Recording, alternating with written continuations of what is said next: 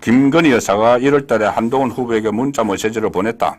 그래서 그 내용을 자기가 알고 있는데 재구성했다. 이 김기환 씨가 재구성을 한 겁니다. 자기가 이거 봤는데 그대로는 내가 안 하고 민감한 문제도 있기 때문에 내가 정리를 해서 재구성했다. 그러니까 저 문자 메시지가 김건희 여사가 한동훈 그 비대위원장에게 보낸 게 아니라는 이야기죠. 사적으로 이렇게 김건희 여사와 그러면 하는 게 좋겠다, 안 하는 게 좋겠다 말을 할 수 있느냐.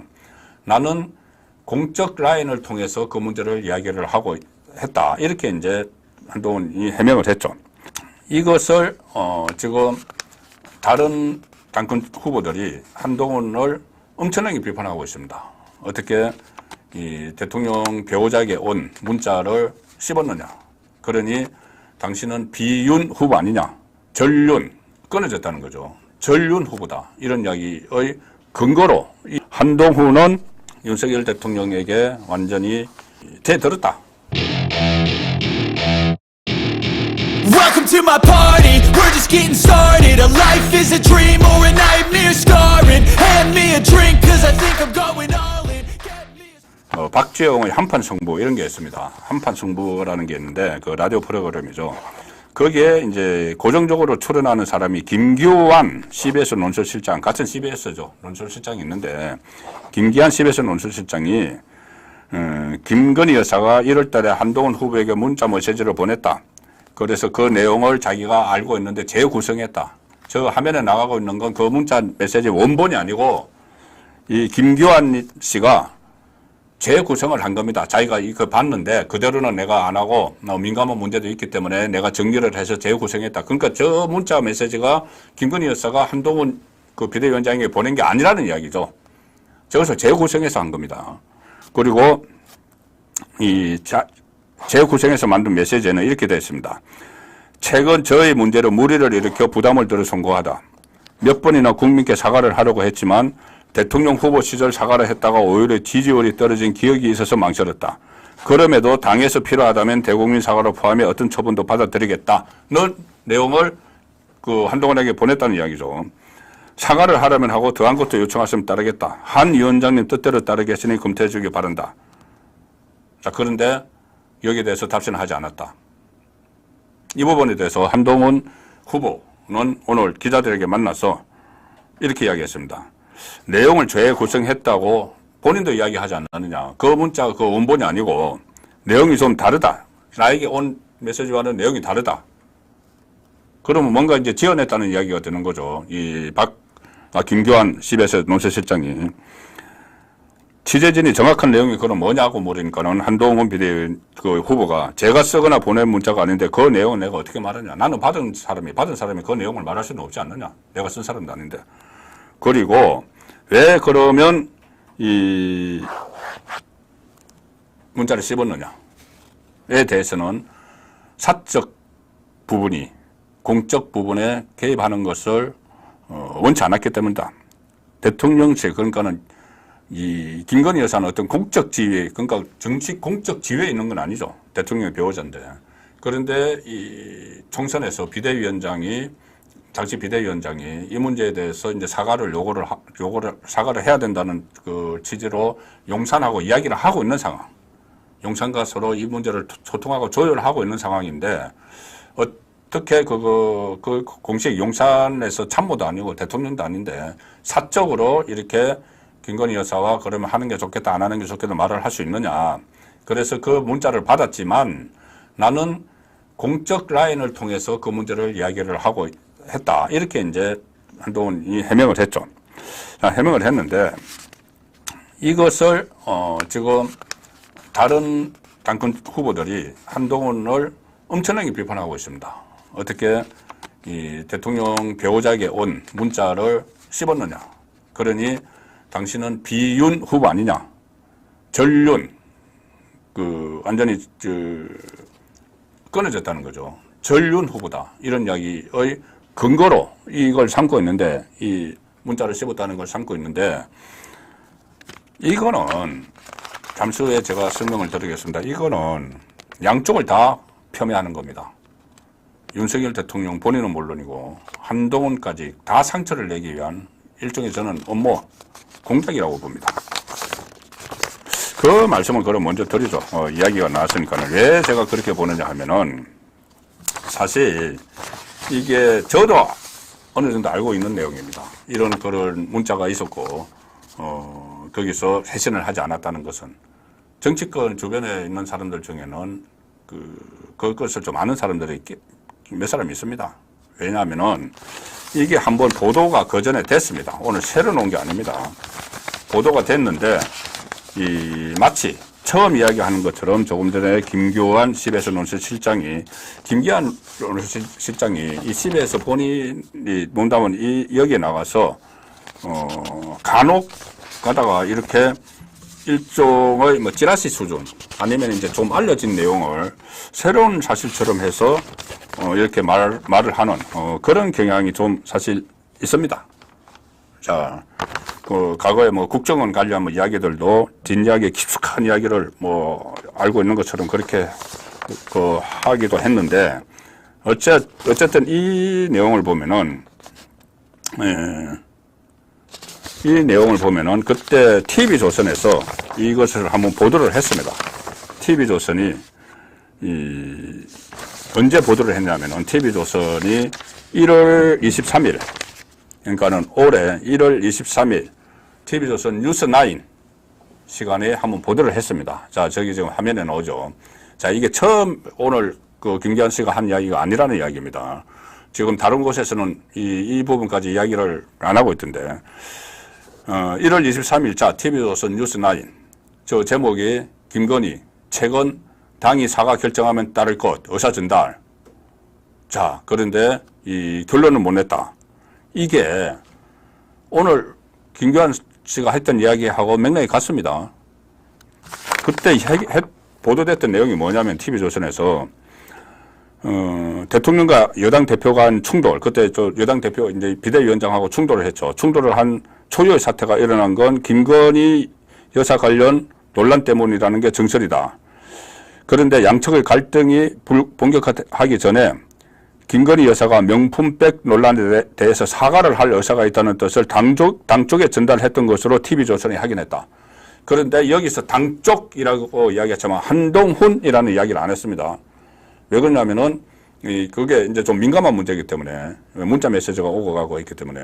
그런데 웬만한 사람은 정치권에 몸담고 있는 사람은 저도 알았고 그 문자를 받은 사람이 한동훈이라는 걸 알죠. 왜냐하면 한동훈이 원톱으로 선거를 치르고 있었고 비대위원장이었고 김건희 여사와 한동훈 비대위원장은 정치에 입문하기 전부터 서로 그 윤석열 대통령을 매결해서 잘 아는 사이죠. 자, 그렇기 때문에 그리고 또 이렇게 중대한 일을 내가 사과하라면 사과할 수 있다. 디올백 사건에 대해서 그 중대한 일을 누구하고 상의하겠습니까? 당 비대위원장하고 하겠죠. 그래서 한동훈이라는 걸 다 알았습니다. 자, 그런데 당이 결정하면 따르겠다 이런 내용입니다. 그래서 김건희 여사가 이런 말을 했다. 제 불찰로 인해서 일이 커져서 진심으로 죄송하다. 사과를 해서 사안이 해결된다면 1000번이고 10,000번이고 사과를 하고 싶다. 그리고 다만 사과를 할 경우에 진정성 논란에 책임론까지 불붙듯 이슈가 커질 가능성이 있다. 이런 말도 하면서 대선 당시 학력 위조 논란에 공식 사과를 한 뒤에 오히려 윤석열 후보 지지율이 급락한 것에 대한 우려도 했다. 조금 전에 제가 이 김기환 실장 이야기 중에서 한번 사과를 하니까 지지율이 떨어졌다. 그런 이야기를 했다고 했죠. 자기가 그것을 문자로 봤다고 했죠. 자, 그 같은 이야기입니다. 벌써 그러니까 1월 달에 이런 내용이 다 나왔던 거죠. 그러면 두 가지 경우가 가상을 할 수가 있습니다. 하나는 TV조선에 이것을 단독으로 쓴 기자가 이런 문자 메시지를 본 그 문자 메시지를 그 CBS 논설실장이 그 똑같은 것을 봐서 같은 말이 나왔다. 이렇게 볼 수도 있고 또 하나는 이 보도를 근거로 해서 TV조선을 보도를 근거로 해서 CBS 실장이 살을 덧붙였다. 그리고 이 보도가 나오고 나서 이 말이 파다하게 나돌았습니다. 그러니까 정가 일부에서. 자, 그런데 이제 확인이 안 되니까 이것을 그 다음에 추가 보도는 나오지가 않았는데 어쨌든 처음이 아니란 거죠. TV조선에서 한번 그 보도를 했던 거다. 그런데 왜 제가 이걸 양쪽이 다 상처를 줄 수 있는 일종의 음모론이라고 말씀을 드리냐면은 하나는 조금 전에 말씀드린 대로 윤석열 대통령이 그럼 한동훈 비대위원장에게 사퇴 요구를 한 것이 그 문제가 아니고, 그러니까 사퇴 요구를 한 것이 김경률의 마리 앙뚜아네트 발언이 아니고 그냥 내 아내가 보낸 문자 메시지를 왜 씹었느냐, 이렇게 지금 이야기를 하고 있습니다. 자, 이렇게 오늘 이야기했습니다. 김규환 CBS 논설실장이 이 대목이 저는 상당히 의도가 있게 말을 했다고 보는데, 뭐라고 했냐면은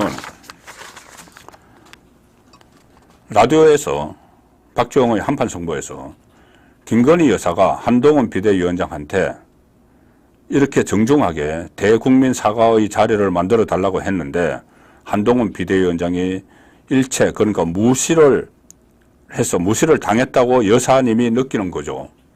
그런데 문제는 김규환 논설실장 이야기입니다. 문제는 윤석열 대통령이 그 문자를 몰랐다는 거예요. 처음에 보낸 사실을 몰랐어요.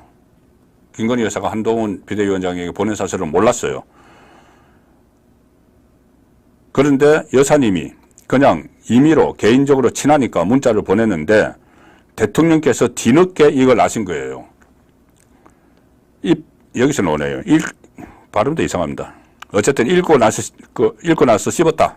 답변 안 했다는 것도 아신 거죠. 그러면서 굉장히 이 지점에서는 경로를 하셨습니다. 또 경로라는 표현을 가졌습니다. 최근에 최상병과 관련해서 경로해서 막 그거 가지고 꼬투리 잡고 있는데 여기도 또 경로를 하셨습니다. 자기가 봤습니까? 그래서 121 사태로 이어졌다. 121 사태가 뭐냐? 원래 이제 무장공비 넘은 거 그 121 사태라고 그때 그랬는데 이거를 121 사태라는 이름을 붙이면서 바로 1월 21일 날 한동훈 비대위원장의 사퇴를 요구하는 그 사태가 일어났다 보는 시각들이 많다. 자, 이러면은 윤석열 대통령을 아주 쪼잔한 사람으로 만들어버리는 거죠. 이렇게 본인이 나름대로 막 해석을 해가지고 그것 때문에 한동훈 나가라고 그랬다. 우리 아내한테 무리하게 했기 때문에. 전형적인 이거는 음모론입니다. 제가 말씀드렸다시피 지금까지 알려진 건 그게 아니고 마리 앙뚜아네트 발언을 한 김경률로 인해서 일어난 일인데, 그리고 이것을 윤석열 대통령에게만 이렇게 흠집을 내는 거냐? 아니죠. 한동훈 그 후보는 지금 공격을 당하고 있죠. 아니, 어떻게 김건희 여사가 사과를 하라면 하겠다고 했는데 그걸 완전히 묵살을 했느냐. 그리고 심지어 오늘 이 문화일보에서는 또 후속 기사로 이런 게 나왔습니다. 김건희 여사가 지난 1월 한동훈의 명품백 사과 의사 5차례 밝혔다. 여권 고위 관계자가 문화일보 통화해서 5차례 보냈다, 이런 이야기를 했다고 하는데, 어쨌든 이것이 점점 더 이제 논란이 확산되면서 한동훈은 윤석열 대통령에게 완전히 대들었다. 그 배우자가 문자를 막 하는데도 5번이나 보도에 또 이런 보도가 나오고 있습니다. 정확한 내용은 팩트는 모르지만은, 그러면은 이제 한동훈은 반윤이 맞다. 심지어 전륜 후보다. 완전히 끊어진 윤석열 대통령과 이런 식의 지금 프레임을 만들어 가고 있는 그 세력이 있습니다. 단순하게 이것을 한동훈에게 흠집을 내려는 세력이 이걸 좀 전에 CBS 논설실장에게 슬쩍 흘려가지고 이렇게 했다. 이렇게 한동훈을 흠집낸다. 이렇게만 볼 게 아니고 윤석열 대통령까지 같이 속된 말로 쪼잔한 사람으로 몰아붙이는 그런 상황이 지금 발생을 하고 있다. 이렇게 보시는 것이 좀 더 일단 현재로서의 이 사태를 파악을 하는 데는 그것이 더 정확할 것 같습니다. 좀 더 이 추이는 지켜봐야 되는데, 양쪽 윤석열 대통령 그리고 한동훈 위원장을 동시에 겨냥한 일종의 음모론이 작동을 하고 있는 것 아닌가 그런 생각이 들어서 일단은 여기까지 오늘은 정리를 해드리고 다음 주 화요일에 좀 더 저도 취재를 해서 이게 어떻게 된 일인지 정말 누가 무엇을 노리고 이런 일을 했는지 그 부분도 좀 더 확인되는 대로 말씀을 드리도록 하겠습니다.